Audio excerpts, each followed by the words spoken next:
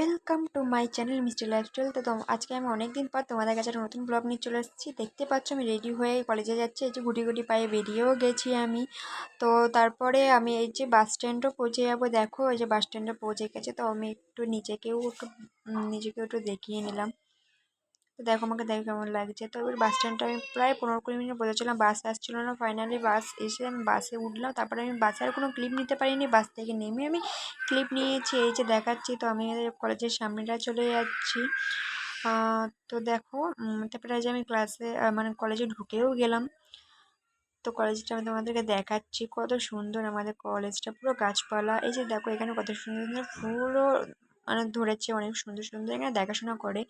আর ওই যে গাছতলা, ওখানে আমার একটা বান্ধবী বসে আছে, ওখানে বলেছে বসে থাকবি যতক্ষণ না আমি যাবো। তো ওখানে ওই যে দেখিয়ে দিলাম জুম করে, ওই যে বসে আছে ও।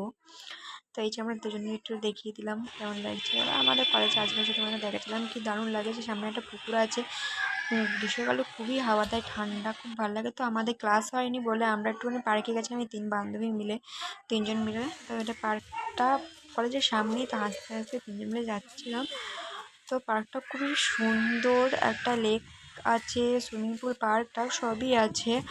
আমরা সেখানে একটুখানি বসেছিলাম, ফটো তুললাম, টিফিন খেলাম। খাওয়া দাওয়ার পর একটু আমরা ভিডিও করছিলাম, এই যে ভিডিওটা দেখো।